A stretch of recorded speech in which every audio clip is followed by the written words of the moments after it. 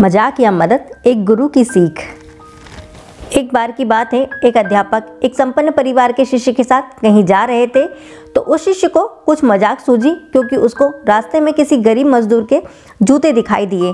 उसने अध्यापक से कहा कि गुरुजी, अगर हम इन जूतों को छुपा दें तो कितना मज़ा आएगा, देखते हैं कि मजदूर पर इसका क्या असर पड़ता है। अब उनको तो मजाक सूझ रहा था, लेकिन गुरुजी ने कहा कि नहीं, गरीब इंसान के साथ इस तरीके का भद्दा मजाक करना बिल्कुल भी ठीक नहीं है। उन्होंने कहा कि क्यों ना हम इन जूतों में कुछ सिक्के डाल दें और देखें कि इस पर इस गरीब का, मजदूर का क्या प्रभाव पड़ता है। उन्होंने ऐसा ही किया।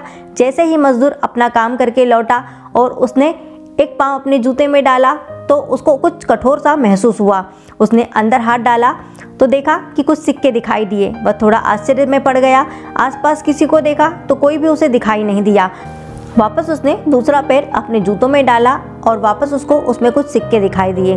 अब दोनों जूतों के सिक्कों को उसने अपने हाथों में रखा और प्रभु की तरफ इशारा किया कि हे प्रभु, पता नहीं किस भले मनुष्य ने यह सिक्के मेरे जूतों में छुपाए हैं, लेकिन जिसने भी छुपाए हैं उसको मेरी दुआ है ताकि इन पैसों से मैं अपने बच्चों और पत्नी के लिए कुछ खाना और दवाइयाँ ले जा सकूँ।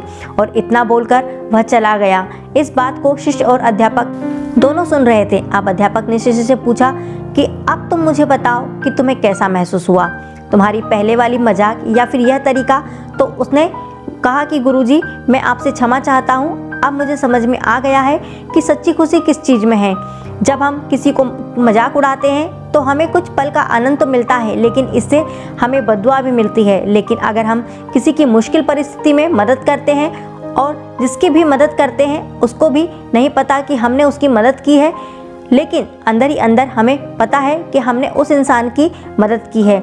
यही सच्ची खुशी है। जब हम दूसरों को खुशी देते हैं तो हमें भी सच्ची खुशी मिलती है। दोस्तों, अगर ये कहानी अच्छी लगी तो please like, share and subscribe जरूर करें। जय हिंद, जय भारत। फिर मिलेंगे अगली कहानी के साथ। वंदे मातरम दोस्तों।